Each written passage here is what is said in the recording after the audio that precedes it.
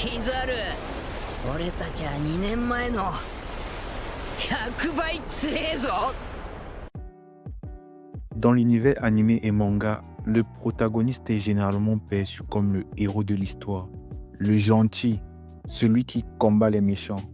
Mais si on se fie à la définition littérale du terme protagoniste, le protagoniste est juste le personnage principal d'une histoire, ce qui signifie qu'il peut autant être le gentil que le méchant de l'histoire. Vous l'avez peut-être déjà deviné, aujourd'hui on va parler de 5 protagonistes qui étaient en réalité les méchants de leur histoire. On commence avec l'un des plus gros retournements de veste, celui qui au départ voulait sauver le monde, mais qui a finalement été à l'origine de sa quasi-destruction. Eren Yeager de Shingeki no Kyojin ou encore SNK.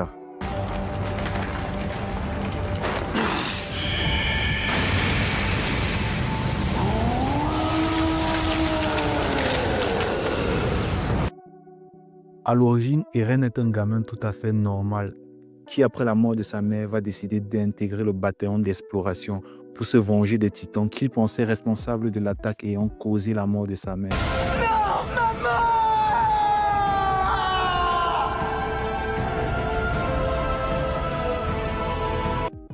Mais après avoir compris la véritable histoire derrière l'origine de leur monde, Eren va complètement changer de vision.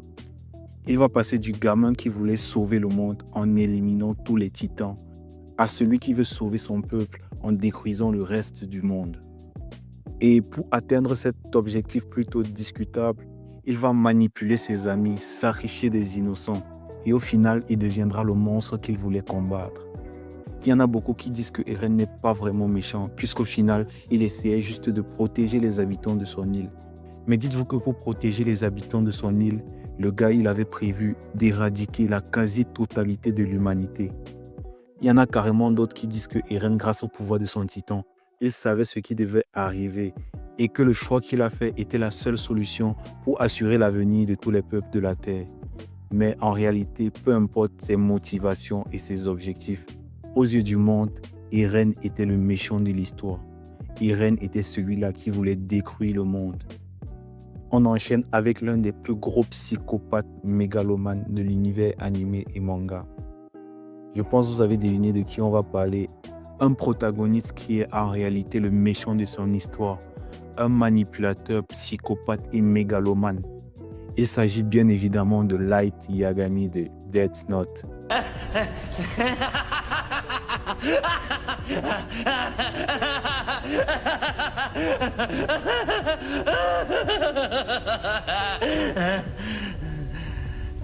Light est un gars plutôt normal à la base, brillant et charismatique.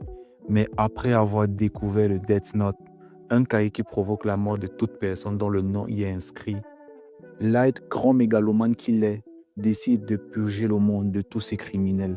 La personne dont le nom est écrit dans ce cahier meurt. N'importe quoi. Mais ce serait un crime pour l'environnement de laisser un détritus par terre. Ça marche. En gros, le gars, il a décidé de jouer le rôle de Dieu et d'éliminer tous les criminels dans le monde. Mais à force d'utiliser le Death Note, il va très vite devenir accro à son pouvoir. Il tue des gens pour se protéger, pour régner, pour imposer sa justice. Excuse-moi, mais pourquoi tu regardes l'heure avec autant d'insistance? Ah, ça? Eh bien, tout simplement... parce que je suis Kira. Il deviendra finalement l'un de ces criminels qu'il essayait d'éradiquer. Light n'a en réalité jamais recherché la paix. Il voulait juste être adoré. Le monde est sur le point de découvrir que j'existe. Il va comprendre que quelqu'un est là pour faire régner la justice. On enchaîne avec un autre grand cerveau qui a voulu imposer sa vision de la justice par la peur. Le louche V. Britannia, prince déchu de l'Empire de Britannia. Le louche va décider, après sa rencontre avec Sito et l'obtention du pouvoir des rois, le Guise, de renverser l'Empire de Britannia. Moi, le louche V. Britannia, je vous ordonne, misérable pantin, de mourir.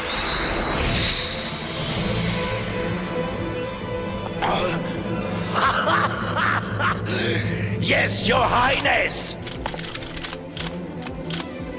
Derrière le masque de Zéro, il va lancer une guerre contre son père. Il va tuer, mentir, manipuler. Il sacrifiera ses amis, sa famille et même son humanité. Le louche utilise le guise pour forcer les gens à lui obéir et provoque des massacres au nom de la justice. À la fin de l'animé, il devient un empereur tyrannique pour se faire éliminer et ainsi restaurer la paix entre les différents royaumes. Et cette fin-là crée un doute dans l'esprit de beaucoup de personnes. Est-ce que le louche est finalement un héros ou est-ce qu'il est un méchant? Il ne faut pas oublier que la finalité de ses actions n'efface pas tout ce qu'il a fait. Le louche restera l'empereur maléfique qui a opprimé le peuple de Britannia. Tu ne quitteras plus ce masque que tu portes et tu devras endosser bien tes responsabilités.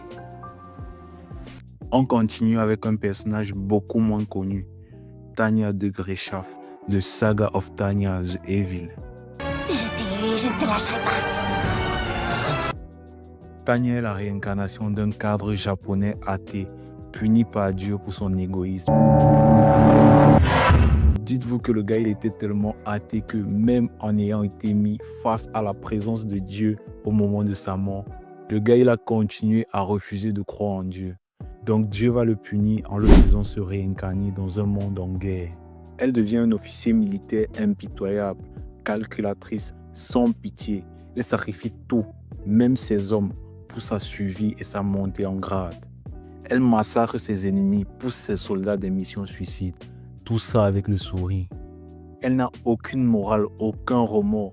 Son seul but est de prouver à Dieu qu'elle peut réussir 100 fois. Dites-vous qu'à seulement 12 ans, elle a été surnommée le diable du Rhin, tellement elle a fait du sale sur le champ de bataille.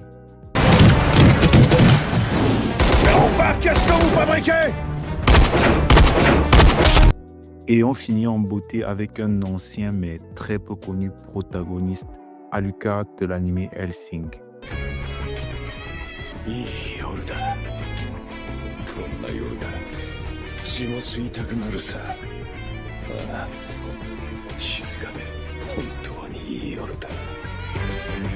L'anime a récemment un peu fait parler de lui avec sa réadaptation. Donc je pense qu'il y a beaucoup plus de personnes qui connaissent Hellsing.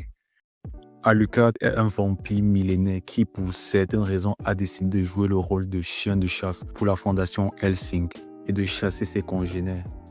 À première vue, on pourrait facilement penser qu'il est du côté des gentils, mais en vrai, si on regarde d'un peu plus près, c'est vrai, le gars, il aide les humains, entre guillemets, en éliminant le danger que représentent les vampires. Mais d'un autre côté, la cruauté dont il fait preuve pendant ses missions nous montre clairement que Alucard n'est pas un enfant de cœur. Dans son cas, on ne peut pas vraiment dire qu'il soit le méchant de l'histoire, mais il n'est pas vraiment ce qu'on peut appeler un gentil.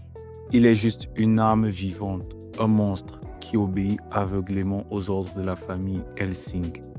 Et en vrai, à titre personnel, je pense qu'il est aussi obéissant juste parce que, en suivant les ordres des Hellsing, il est libre de tuer sans répercussion. Il est libre d'assouvir sa soif de meurtre et de sadisme. En vrai, dans l'univers de l'anime, tout est juste une question de point de vue. Et maintenant, est-ce que tu es toujours aussi convaincu que le protagoniste est toujours le héros de l'histoire? Like, commente, partage et abonne-toi si tu as aimé. Et n'oublie pas d'activer la cloche pour ne pas rater la prochaine vidéo.